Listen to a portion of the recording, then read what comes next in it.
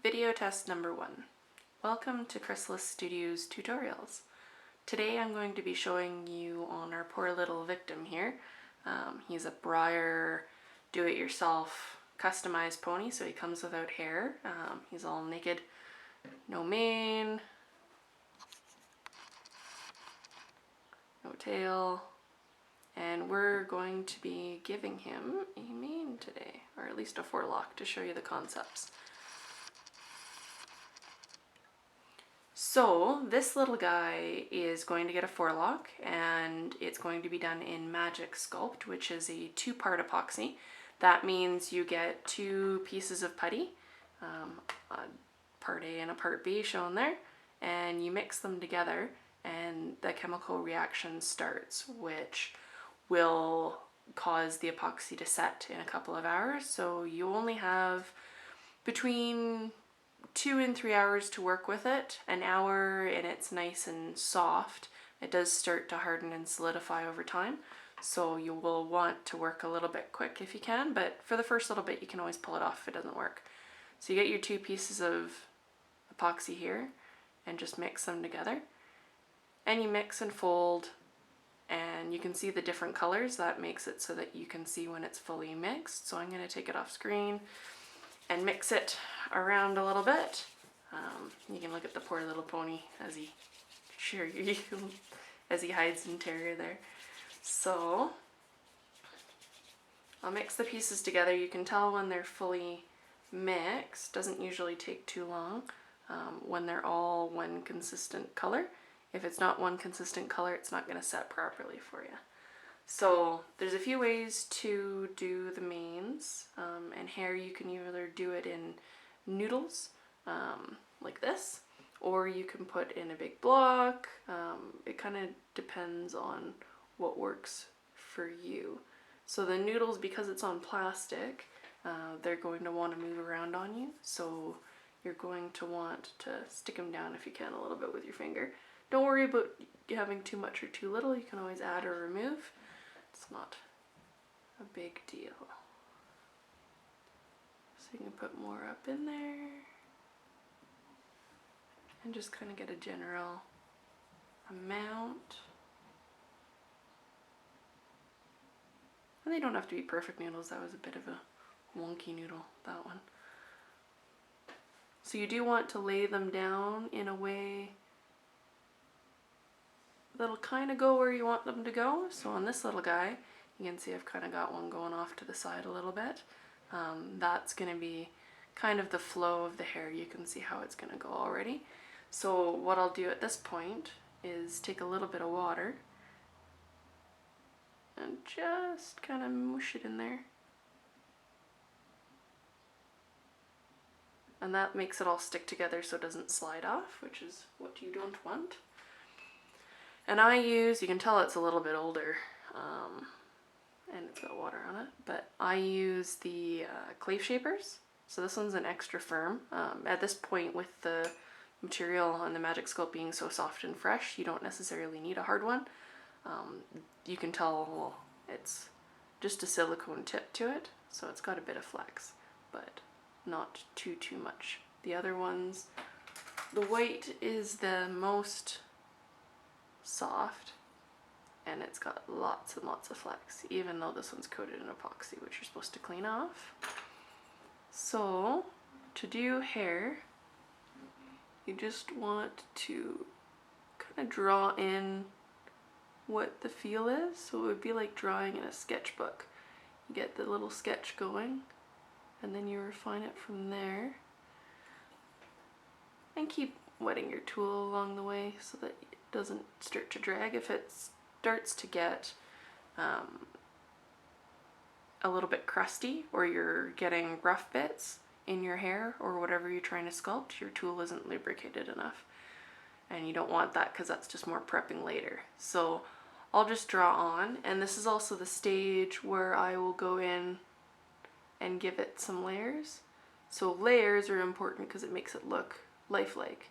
So you'll want to push your tool in certain spots where you want a little bit of a different layer, where some hair is going over the other hair to give it a little bit more height. And that just makes it look a little more realistic. So you can see, other than his little fro there, how there's a bit of a crevice in here and in there, and it just goes down. So that's just me pushing the tool a little harder in those spots. And then what I'll do once I have those all sorted is I'll take just a plain paintbrush, and then you wet it, and that will give you something that'll allow you to smooth out any of the rough bits that you've created, and also kind of even things out, which allows you to go back in and do some details. So you'll want to just brush that gently. Just like that. And then I can take my tool, and I'll show you the other one just for the fun of it. So this one's actually a different shape.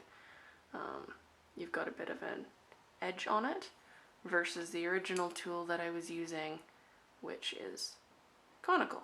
So this allows you to do the hairs and make it a little bit more loose and get in there and do the different levels, whereas a tool with this shape to it allows you to get in there and do really nice sharp details because it does have that edge to it. So what you'll do is you'll just take the tool and just draw in the lighter hairs. You won't want to push as hard with this one because you're not wanting to necessarily put layers into it. You're just wanting to redefine where those hairs were that you brushed out with that paintbrush the first time. So you can go in and define the edges. He's gonna have a nice loose dew. He's hanging out in this pasture with his buddies, not worrying about too much.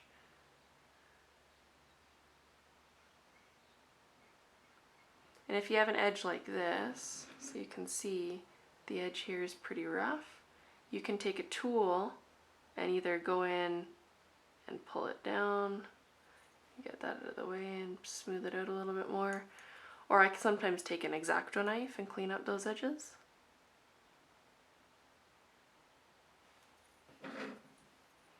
So you can see how he's got some hair going on. If you do everything in one big clump, which I see quite often, instead of having the little edges that stick out from there, it's going to look very plain. You're not going to get a lot of feel to it. It's hard to get really well groomed show horses to look good because everything is just so flat. So it's hard to get the definition in there to give it something a little bit more life rather than it being so stable. So any little bits you can create in there help. So even just taking the tool, you can kind of see what I'm doing here. Take the tool and draw in and pull out a little bit just to give it some loose hairs that kind of gives it more feel. If you're familiar with my resins and my bronzes and my sculpting work, you'll know that it's very much playful hair. I have an example actually that I can show you. Here, we'll move our little friend out of the way. So here's a resin that I've been working on customizing for a client, and so you can see how playful the hair is. It has many levels to it. It's got lots of flow, lots of movement, it's got some witch's knots in there, it sticks out from the neck, so it's got a little bit more life than just the flat bits that you sometimes get. So that's my style. If you prefer something a little bit more reserved, that's definitely okay as well. And to start with, don't be too hard on yourself because it does take some time to get used to all these techniques. So once you go in and do your details, I probably do several detail layers just to get it just right. And pulling hairs, you can see how on this guy, some of the hairs are flat, some of the hairs are kind of sweeping out to the side. It gives it a little bit more life to it. Because your hair, even on a good day, you can sit there and take care of it for hours and hours and hours, and you're still going to have a few hairs that are out of place. So it's those hairs that are out of place that give it the personality. And by doing the brushing, it just smooths it out. So you're able to see how it's nice and clean while still not losing all of its detail. So I don't really like the fact that his hair is straight down in the middle, so I'm going to fiddle with it a little bit. Bring some of it over. And a lot of it's just playing with the idea. You want to play with the feel of it. So if something looks wonky, change it. You can always change it back. And the nice thing about the Magic Sculpt is it only gives you so long to do that before you have to kind of give up. Because an artist's job is never done. We always think that we have more to do. So something like that will work really well. Let's see if I can get a close-up of it. It's probably about as good as I could do right there. So you can see how it's got layers to it. It's got a little bit of life. Looks like it's maybe just been brushed out and kind of tussled by the wind a little bit. And then you'll want to go in, and the back connection there is very, very rough right now. So you'll want to go in and just bring it down, which I would have done when I was doing the detail work to begin with, and then smoothing it out and letting it blend in to where the rest of the hair is going to go on the back of the neck. Alright, there's our handsome boy, and that's our first tutorial test. Hope you enjoyed it, and let me know what your thoughts are.